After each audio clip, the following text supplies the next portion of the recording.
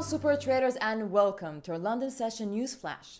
In this session, we will summarize yesterday's US trading day.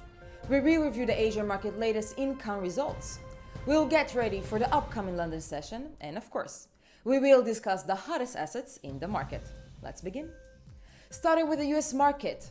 Despite US consumer confidence prints coming in much better than expected, US stocks saw a decline in yesterday's trading as fear over US deal in Iran could add a lot of crude oil into the market, causing deflation. The S&P 500 is down today 14.75 points to 2,046.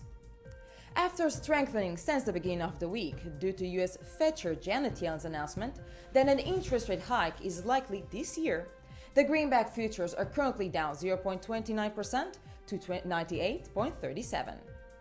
In Canada, Canadian monthly GDP prints came in worse than expected, but the Canadian dollar was still able to finish yesterday's trading with slight gains. Continuing with the Asian market.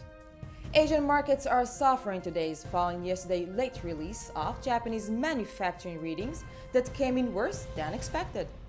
The Japanese Nikkei 225 index futures are down 50 points to a value of 19,215. The Japanese yen appreciated yesterday and it continued to do so today, with futures up 0.14% to 0.8358.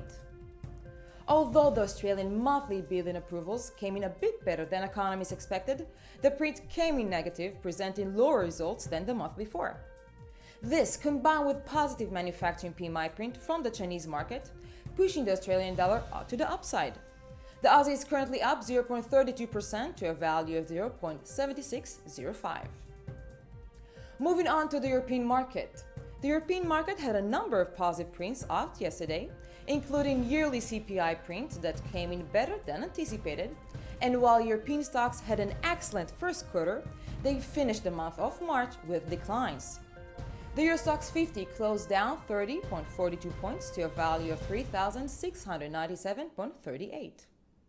The euro continued to lose ground yesterday due to the European Central Bank's massive asset buying program, but the euro futures are up 0.37% today to a value of 1.0794.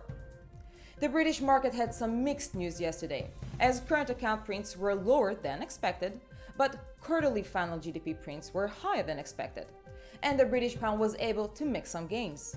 Sterling futures are up today by 0.12% to 1.4855.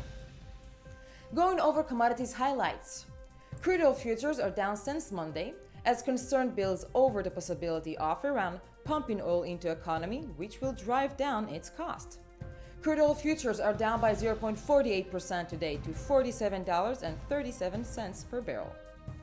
Gold traded lower yesterday, but futures are up today by 0.30% to 1,186.70. Today's key economic events.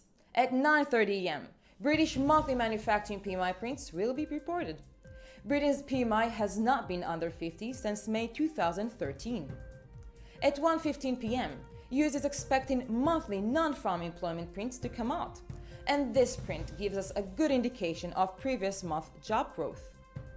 At 3 p.m., US will hear results of the monthly manufacturing PMI prints.